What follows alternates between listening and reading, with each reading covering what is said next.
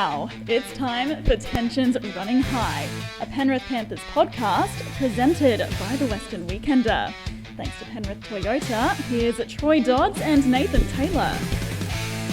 Hello everyone and welcome to Tensions Running High, a Penrith Panthers podcast presented by the Western Weekender. This is episode 66. I'm Troy Dodds, joined by Nathan Taylor. Hello Nathan. Hello Troy. We are the voice of rugby league in Penrith. We love talking all things Penrith Panthers. For 35 years, the Weekender has led the way in Panthers coverage here in Penrith. We've covered 6 premierships, the biggest breaking stories, and interviewed CEOs, coaches, chairmen, players. The list goes on. A big thanks to our sponsor, Penrith City Automotive. Go and see Garth and the team. Get yourself a new or used car from the people who do it best. On the agenda today, the Panthers head back to Bathurst. What's doing with Izack Tago? Plus, we talk Zach Lomax and set restarts. Nathan, what a way for the Panthers to start the season last Friday night in Brisbane. No, it was the perfect way. I mean, I love the wins that you just don't see coming, Troy. I think we said last week that we would hope Penrith would win by 2, 4, 6 points, but I don't think we ever predicted a 26-0 blowout on the Premiers' home turf as well at Suncorp Stadium. It certainly got the weekend off to a very good start and puts you in a good mood, didn't it, for the whole week, really? Certainly did. Penrith were great. Brisbane were terrible. No question about that. And I know that, I don't think any coach has been under pressure as much as Michael Maguire has after winning a competition. I know. He's won a competition and he's under pressure because everyone's got this theory that it's all going to fall apart like it did at Souths because he trains them too hard. Well, yeah, and he just lost his best player in the off-season to Souths. Yep. It's a bit strange, So yeah, I heard Nathan Cleary actually talking about it on the Hello Sport podcast. Right. He was basically saying, well, yeah, Madge has got that reputation, but how hard do you want to work to win? And that's his philosophy. And so, if you want to win, then you have to work hard and train hard. So, but he was saying it is the thing that's known that Michael Maguire is a hard trainer. But yeah, look, a great win, and it does put the Panthers, of course, in pretty good spot to start the season, third on the competition ladder, because there were some other teams who had some big wins over the weekend as well, including Penrith's competitors this weekend, the Cronulla Sharks. So we head back to Bathurst on Saturday night, Carrington Park, 7:35pm kickoff. And look, two sides that put on big scores last weekend. Yeah, that's true. I mean, obviously, I think what Penrith did was more impressive, coming up against Brisbane up there at Suncorp Stadium, the Premiers. What Sharks did was great, but they were taking on a Titans side with a new coach, a few new players. Outside of, they were outside of home. They were playing in Cronulla. So, look, that win was good, but I think what Penrith did was more impressive. Yeah, look, I liked Cronulla. I watched that game in full. I thought that obviously Braden Trindle was sort of the star of the show, but Nicho Hynes as well. There's just something about Nicho Hynes this year. Doesn't feel like he's got that pressure on him that, has followed him for the last couple of years, like his Nicho. Is he even the Sharks number 7, let alone, obviously all the drama he had when he was sort of dropped from the New South Wales team. But he's pretty much been not talked about apart from getting engaged during the off-season. Yeah, look, it's obviously early days too, Troy. I mean, we saw a great game from the Sharks the other day, but we just don't know what they're going to toss up. Just like the Broncos, people are writing off the Broncos, or maybe not everyone, but there's been a few people saying they might not make the 8. But it's one game. Like you just don't know how the season's going to play out until at least 2 months in, right? Like Penrith were terrible for the first 2 months of the season last year, and were with a whisker of making the grand final. You just don't know yet. It's too early. These sides have been pretty evenly split since the NRL was formed in 1998. The Sharks have won 23 of the 46 games, Penrith 22, and they've drawn 1. Of course, the last time they met, all the way back in Las Vegas at Allegiant Stadium in March last year, the Panthers won 28-22.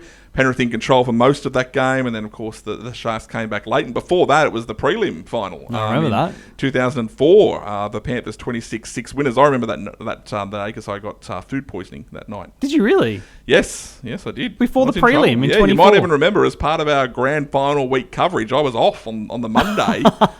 Still off. I came in, I think, on the Tuesday. Oh, wow. So, well, there you go. It's stuck with you. Yes, and I do remember that very, very well because, don't mind telling everyone that when I woke up in the morning, I thought, geez, I didn't think I had that much to drink, but I thought I was hungover because I was throwing up, and I'm like, this is a little bit unusual, maybe 10 years ago, a little bit unusual, and yes, turned out that it was food poisoning, and about 3 or 4 others in our group also got it. Oh no!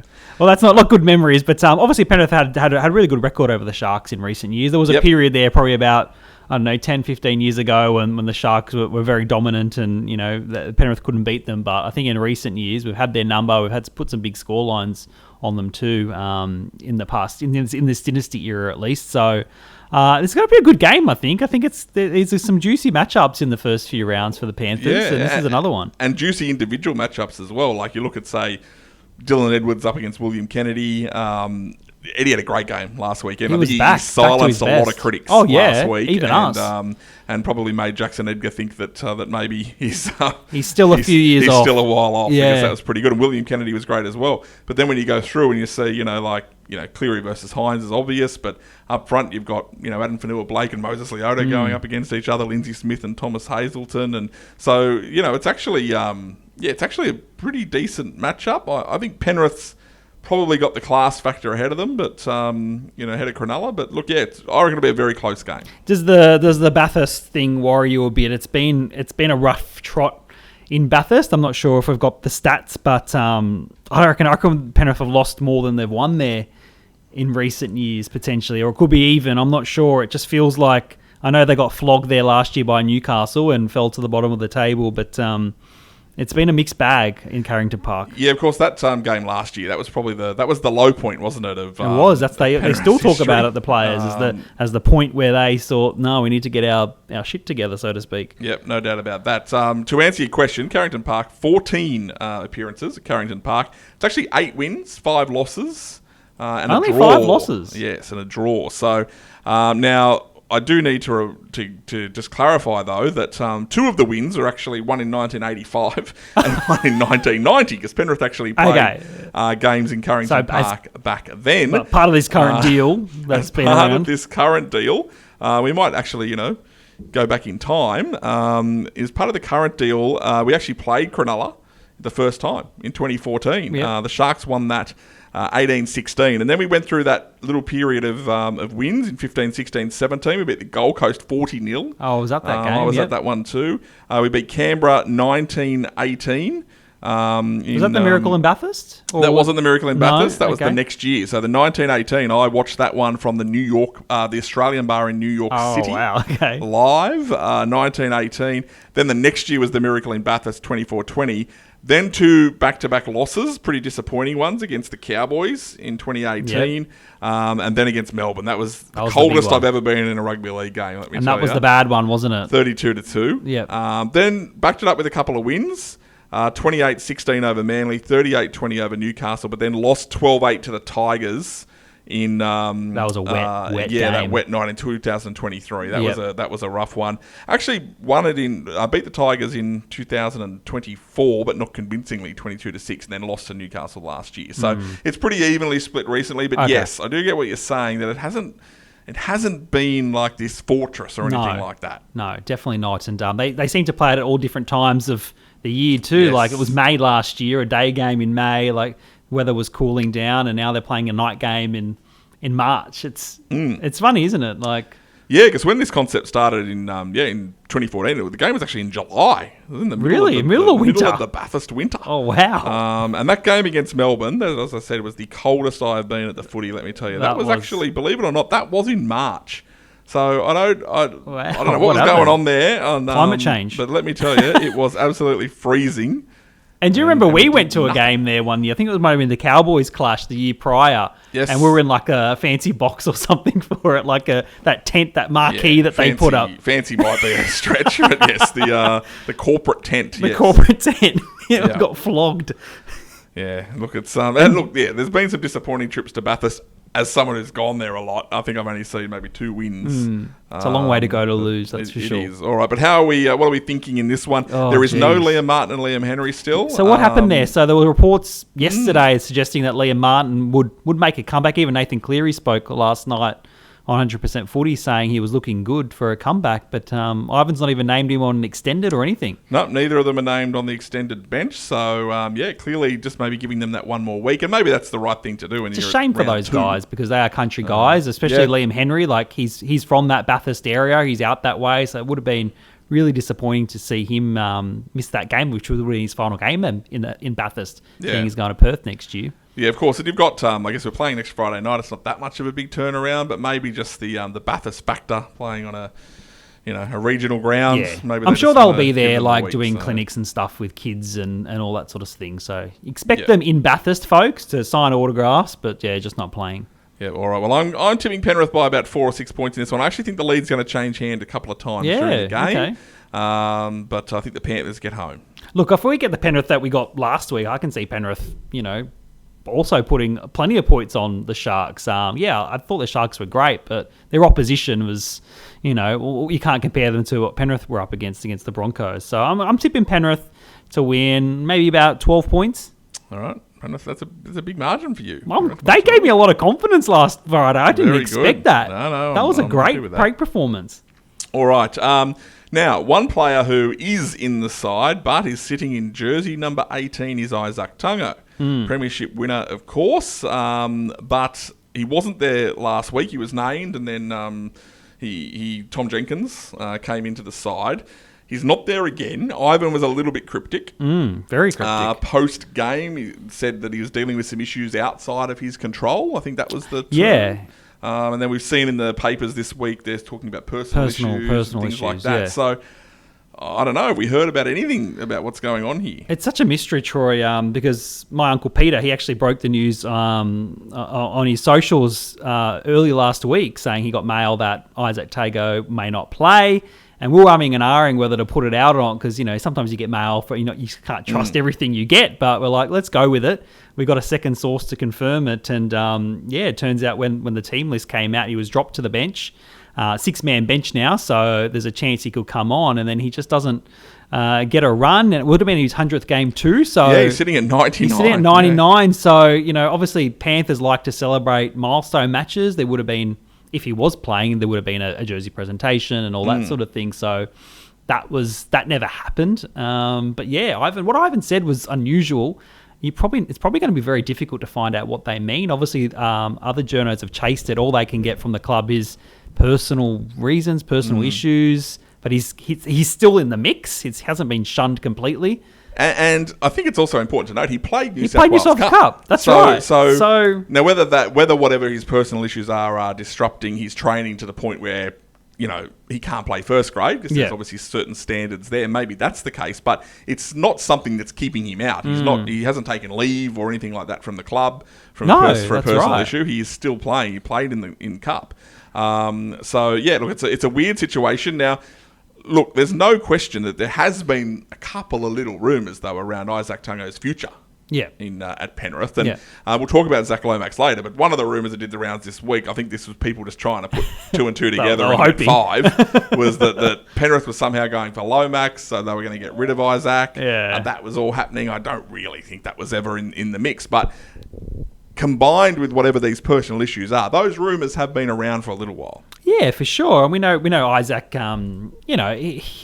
he's had a pretty good time at Penrith, but there has been a few little things. He's never really got into any trouble or anything like that off the field, but we actually really don't know, and it's weird to speculate because I hope it might never come out what the issue was, what the personal problem was, but who knows? The club could be covering up something. It could be something deeply personal that they don't want us to know. But then why is he still playing rugby league? They're quite happy to roll him out at St Mary's the next day and he was up in Brisbane. And when we say covering up, we're talking more protecting whatever issue he may be dealing with. But it's these things you just don't know. And Ivan's been cryptic. It might come out, it might not. And Penrith are, I'm sure they think it's a good thing. Probably fans don't, but Penrith are pretty protective of these situations when they arise in terms of not really revealing stuff about what players might be dealing with. I mean, just to remind, this has got nothing to do with it, but when a few years ago when the Taylor May stuff came up and he sort of started disappearing from teams and eventually it came out he was in trouble. I'm not suggesting that that's the same for Izack at all. It could be something completely different, but eventually you find out what the real reason is. Yeah, I think what's probably interesting in rugby league is that in any other industry, or even a section of rugby league. Like look at Joel Kane, of course, at SEN. He's just recently announced that he's stepping down from his SEN show while he deals with some mental health struggles. Yep.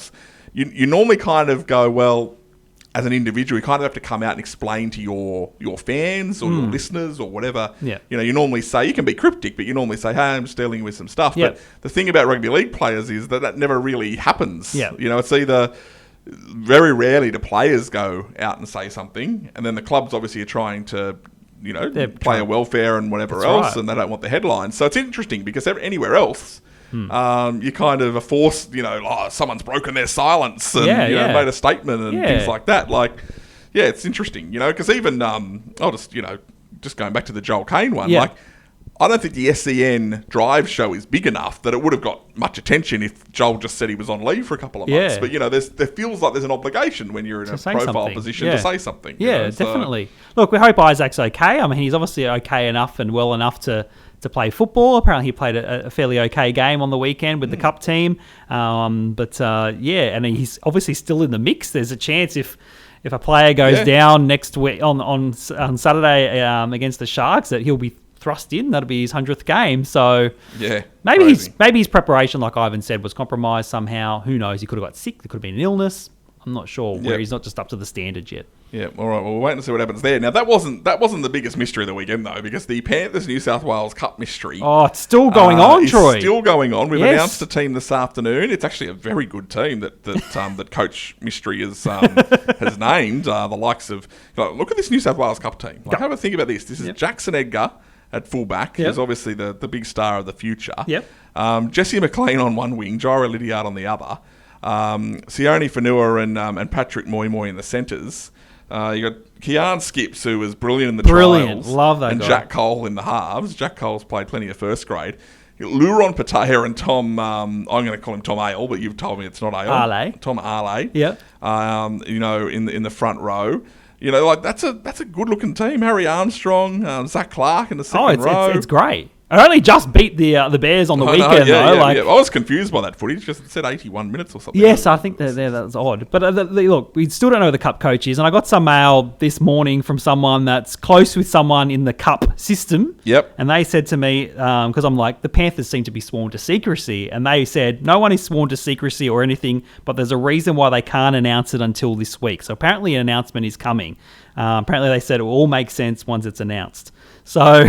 Which, obviously, the rumour that we've all been going by is Matt Eisenhuth. Now, is there a Matt Eisenhuth retirement?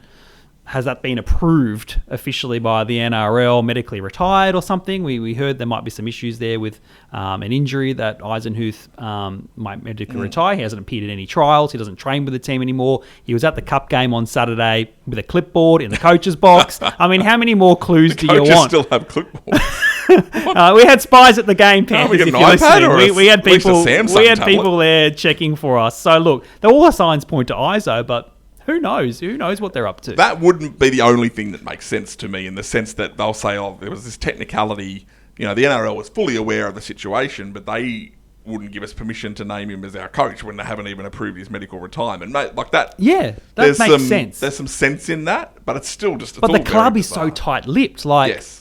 Relatives of people that are working at the club are refusing to tell their fellow relatives what's happening. Like, this is a really big secret over at Panthers. It's I've never seen anything like it. So you're telling me that Matt Eisen was spotted with a clipboard? Yes. An old-fashioned clipboard, like Jack Gibson in 1978. I've got a photo of him in the coach's box. Okay. But apparently we don't have a coach. I thought we'd have iPads at least or something. Can we get a sponsor? Can we get Samsung on board as a sponsor? Oh, fashion clipboard. They use them in the basketball when they're at the timeouts. They must be still very important.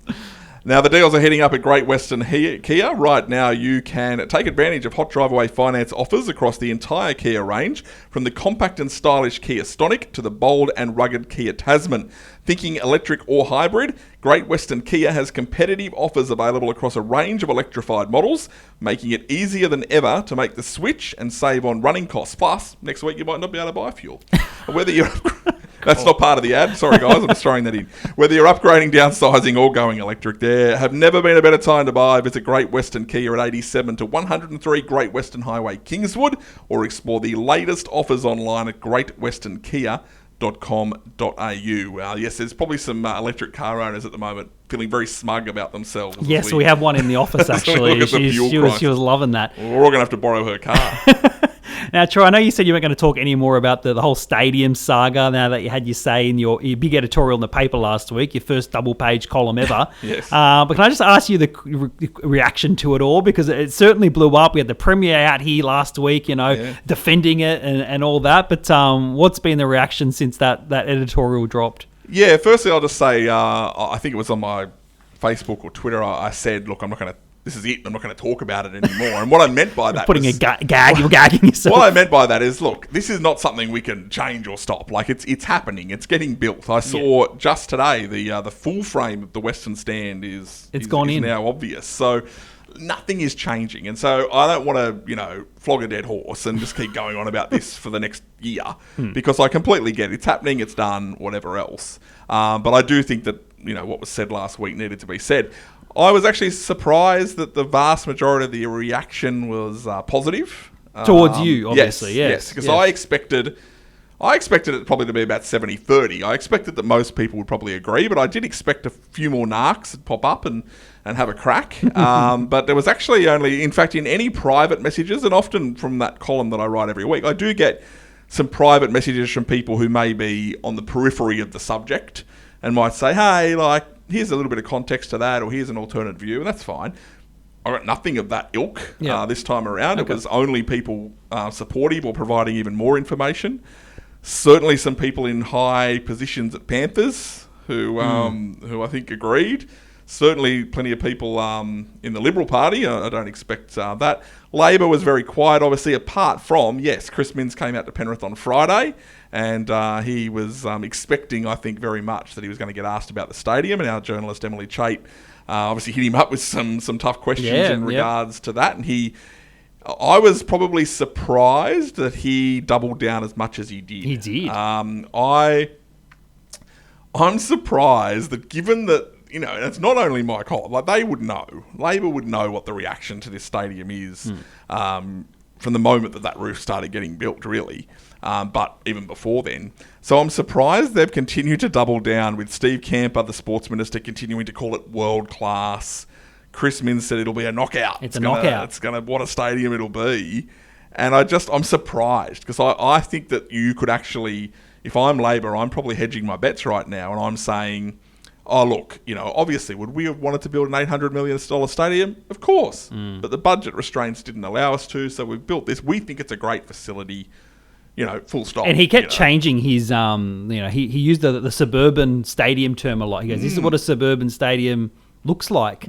So he was sort of not saying the world-class thing anymore. He was more going down, well, it's a suburban stadium, and this is what they look like, similar to like a Shark Park or a Leichhardt. They're suburban stadiums. Yep. So this is what you're getting. Look, the majority of the comments, obviously, on the story from fans, from readers, was pretty damning of the stadium and the concept. There was a few narcs who threw in a few comments. I did see the former Lindsay MP Emma Hassar had her say. Oh, really? She commented. She certainly did. I sent her a message after that because I felt that I deserved a little bit of right of reply there. Did she criticise you or the stadium? Myself. So she was critical because she claimed that I hobnob in corporate seating, which is not true. And then also basically threw out the line, which a lot of people do, that there's much bigger issues to talk about than this. And that always frustrates me when people say that because, of course, there are. And I write about them, in a lot of other weeks. Yeah. But to suggest that is almost like saying to any politician, oh, excuse me, why are you out handing out this award today? There's much bigger issues. You should be, getting an update on Iran. Like we all deal with stuff that is on a different scale of different things.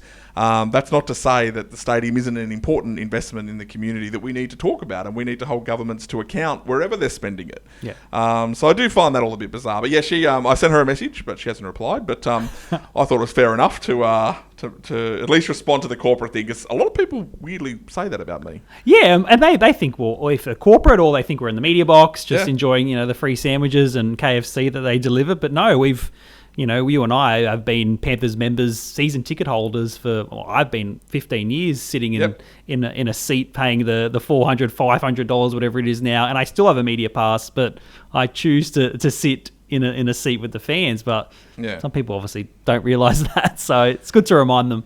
Yes, and look, at the end of the day, you know, it's getting built. I do think there will be a lot of people that have a better experience, sure. But I think that, again, as we said last week, we won't go on about it, but I just don't think that it's value for money or where we should have landed. And there's two elements of what I wrote last week that have come to the fore in a lot of comments. The first one is about the Hills. I said last week that I think that the support and love for the Hills was a little overstated. People have reminded me that there was some survey that went out that specifically asked that question. Yes. Should we now, if you ask a question like that, I can tell you what the answer is going to be before you even get hit send on the survey. Like, it's a loaded question, you know. So I find that interesting because it's. I do remember that survey going out. It would have been a few years ago now. Yeah. And they did ask, what do you want to see in a new stadium? Would you like to see the Hills kept? And I presume a lot of people probably said yes, right? Yes. But the thing is, we don't even know if the people being asked even sat on the hill. No. Like I find, now looking back on it, I'm like, this is a bit weird. This is a loaded question. Yeah. Like, this is... You know, it's just like saying, well, do you want an ice cream van parked out the stadium? Like, most people are going to say yes, even if in reality they shouldn't be having ice cream in the middle of winter. Like, you know what I mean? It's a weird thing. And the other one was, a few people brought this up to me about the Eastern Stand and the fact that there is no lift. Yes. And that there are a lot of sort of older members in that Eastern Stand as well. A lot of course, the older members are in the West. But they're in the Eastern Stand who are just not going to be able to make that climb up. Because obviously the old stadium had a lift and would take you up to the corporate boxes, but then you can make your way down to the seating from there. So, I mean, obviously they haven't designed one yet or no, and I'm budgeted guessing for it's not one. Really possible with that the way it is, because it's all kind of one big rake. Of course, but it's just I just look. I was speaking to someone today who is at Panthers, so I won't mention their name. But I re-mentioned my theory that, geez, like, you could have just given Panthers, you know, you could have said, you know what, people of New South Wales, if we give you $309 million, yes, there's a benefit to the people of New South Wales because we're going to take ownership of it and run it. But we just don't think the value for money's there. So what we're going to do is we are going to give Panthers $150 million, you know, because we believe in sport in Western Sydney, and we expect Panthers to, you know, responsibly refurbish the western part of the ground, completely refurbish the west. And as this person said to me, they said, you know, given what you've said about the capacity, you could have actually had more corporate, because you could have kept the Eastern Stand boxes, and then you would have still had the new facilities on the west. Yeah, and you know, you could have actually had more, because we're not actually losing, like, we're not actually gaining that many general public seats. Yeah. But anyway, that's not happening now. All for the past now. Something else for the past is Zach Lomax's rugby league career. He's now in rugby union. The one question I wanted to ask about Zach Lomax, because I know it's not really a Penrith story. Tell me if I'm being cruel here, but I don't care that Zach Lomax is not playing rugby league. Like, he's a great player, don't get me wrong. I still remember him kicking that goal on the sideline in Origin, that really close game. He kicked a goal in the pouring, I think it was raining. I remember that. But other than that, I remember him kicking up a stink because he didn't want to play wing at the Dragons. Went for less money to the Eels, where he played wing. And then wanted to go to R360. Then he wanted to go to Melbourne. Then he signs with the Western Force to live out his dream of playing for the Wallabies. His dream of playing for the Wallabies, he wanted to play for Melbourne 5 minutes ago. I just don't really care. There's people saying that this is a big problem for rugby league. It's, you know, who cares? Yeah, look, he's as you said before, he's a really talented player and probably one of the best at his position, but he's just not a very likable guy, and I don't think he ever has been. Like, great, as I say, great player. Like, the Eels, you know, had a good one on their hands there for that 1 year, but he's very contradicting with everything he says. The one memory, you mentioned him kicking a goal in State of Origin. I remember him missing a goal in last year's State of Origin and losing us the game. We could have won the series with that. Yeah, that's true. So, look, as for him leaving, I don't really care. He didn't really mean too much to me anyway. Wingers come and go, as we know. So many wingers have gone to rugby in the past, and they always find their way back. Zach's still pretty young, so if he does want to come back to rugby league when his ban is over, I'm sure he will. He probably will, I dare say. They always come back. Well, you know what's interesting? There's two things about this for me. Number one, what does it say about the state of rugby union that most of these players are basically just walk-up starts to the Wallabies when they join rugby union? They pretty much all play. What does that say about rugby union in Australia that you could just switch codes? Oh, yeah, I just walk up and I'm in the Wallabies. And the second point is that I just don't know why there's this such intense focus. Maybe it was because there's a court battle as well, but this fear that a lot of the NRL 360s and whatever are talking about that, we've got to stop these players, switching codes. It barely happens. Maybe a couple of players a year, and there's been many bigger players that have gone to rugby union. Has it ever had that much has it ever really had a detrimental impact on rugby league? No, like I don't any think so. player who's left, this is not a Nathan Cleary or a Mitch Moses this is not a big name leaving. Yeah, or an Andrew Johns back in the day. He was obviously highly coveted, and he turned his back on them too. Yeah, this is not a big story. I don't think Nathan Cleary ever goes to play for the Wallabies now. No, well, Did you hear him on 100% Footy yesterday? I didn't hear him on 100% Footy, but I did hear him on the Hello Sport podcast, and it pretty much sounded like, look, maybe in 10 years, you know what I mean? He was very much like, I wouldn't see this in my near future. And he was even different on 100%. He just didn't sound like it was the journey for him. He didn't even tease that, because they were talking about what Zach Lomax's comments in his media release said, and Nathan was just like, okay, whatever. Did we get an update on his kitchen at all? Was that yes, he had the insurance company were out yesterday assessing his kitchen. Yep. So it's in the process at the moment of getting repaired, but apparently it was quite a scare for everyone. Well, it would have been, according to the Daily Mail, a near-death experience. That's right. I think Ivan actually alerted Nathan to it. He goes, "Have you seen your kitchen? It's fallen. It's caved in." He said, "It's caved in." Well, how did that happen? How did Ivan? I don't think Nathan was home at the time, and I think one of Nathan's friends must live with him or something like that, and must have alerted Ivan or someone to it, and then Nathan's found out that way. Okay, there you go.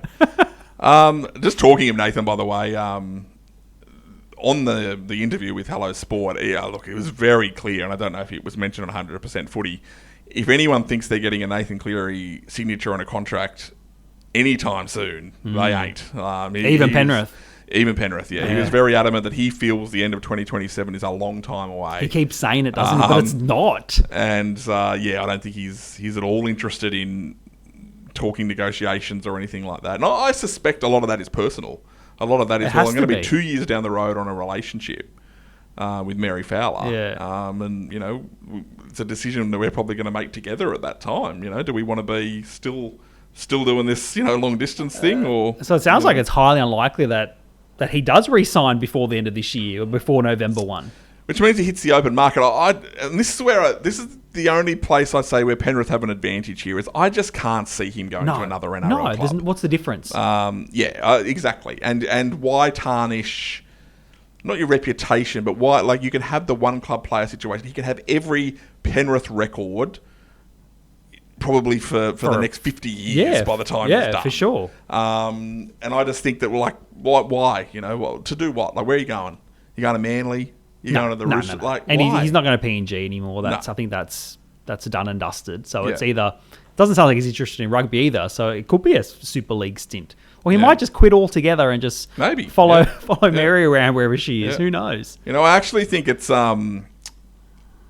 more likely Ivan goes to another club, and I only say this because I just feel that, like, as a coach, maybe you do look for other challenges. But does he have it in him to? Maybe not. He was going to quit Penrith a few years ago because he'd had enough. Like, does he? He probably doesn't have a rebuild in him. Does he want to breathe? That's what I mean. Does he want to rebuild somewhere? Yeah, I didn't. The rumour that went around last week that Manly had sounded out Ivan Cleary was interesting because he's a Northern Beaches guy. That's right. He used to play for Manly. And whether Anthony Seibold survives his whole contract, I've got no idea. But anyway.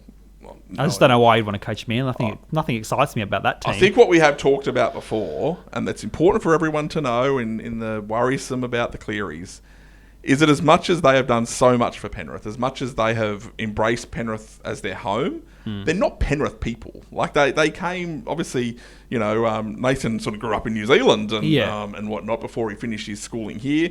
Ivan's from the Northern Beaches in terms of his playing day. So, but Nathan would consider himself a Penrith person. I agree. Now, I agree, but I guess what I'm saying is it's not stupid to consider that they would leave Penrith. You would never have thought, there's certain players, like you're never going to see the Trbojevics playing anywhere but Manly, but I probably could see Nathan playing somewhere else, in theory. I don't think he will, but I'm just saying that they're not, these guys, like Nathan and Ivan are not, born and bred at the Nepean Hospital. Yeah. And in fact, that's the case for a lot of key Penrith people. Matt Cameron, they're not necessarily... That loyalty factor is there, I think, from, we've done so much and achieved so much here, but whether it's there to keep you here when other opportunities come up that may be more lucrative, I'm not sure. And we saw Brad Fittler leave Penrith back in the day. Of course. Penrith boy, Greg Alexander. Nothing should surprise you in rugby league, right? Nothing should surprise you. Now, last thing before we do Price is Right, set restarts. Now, we saw...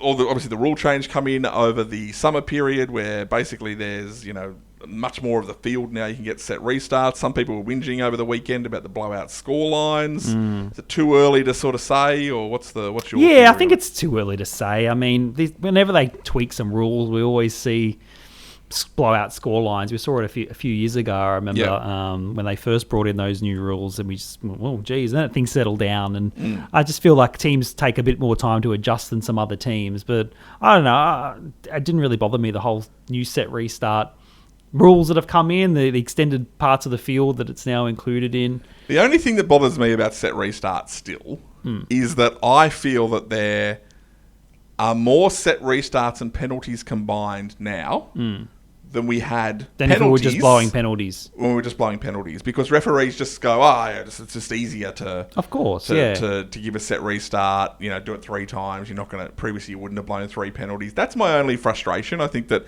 refs are too, trigger happy on set restarts. And the other thing that was interesting on the weekend is a few people said, see, this is why they wanted to change the kickoff rule, because you've now got set restarts happening earlier, the momentum is staying with this team, and that's why we got some blowout scorelines. And then the person who texted me this, I texted them an hour later after the 7:30 Saturday game and said, well, if you had the scoring team kicking off, you don't get golden the game point would have at been Brookvale over. Oval. That's right.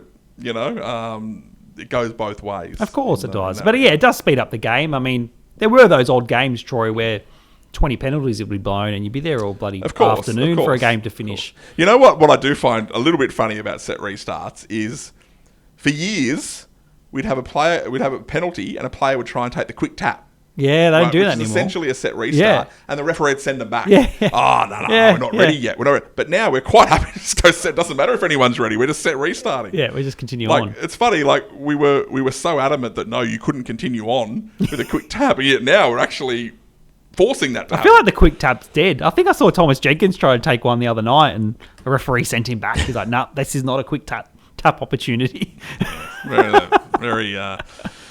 Very bizarre. All right, Nathan, it is time for The Price is Right, our favourite game, of course. And just a reminder, Nathan, if you do get something right, this is what you'll hear. Or not. There you go. Whatever. I can't believe it's broken already. I thought we had budget upgrades. Yeah, all right. We must have just got a trial version of those stingers. All right, so there's going to be no alerts. I've changed it up this week, Nathan. I've gone to NRLshop.com. All right. So not the Panthers shop. We've gone over to NRL This is the official NRL store. This is the official NRL shop. So not some dodgy Timo place. Thing, yeah. Now, as you know, Nathan, you need to get this right within 50 cents. If you get it right within 50 cents either way, then I will buy you the item. So that's, brilliant. So far you're about none from 20 or something. Yeah, not going well. In all of this, so let's see what you can come up with today. All right. So today we've got the Panthers Reef Hawaiian shirt. Ah, yes. Okay, back to a traditional Hawaiian shirt. The new Reef Party shirt is your wear anywhere shirt for season 2026. It's new and improved with rayon fabric. Light and breezy for a super comfy feel. It is official NRL merchandise. Currently on NRL shop, medium XL and 2XL are sold out, but you can get a small, a 3XL, a 4XL, a 5XL, and a large. What am I going to get if I win this? You probably get a large, would you? Is there a large available? There's a large, yeah. Okay. Now, I'll just show you the picture of it there, Nathan. There it is. Oh, okay. Yep. It's a pretty good looking shirt.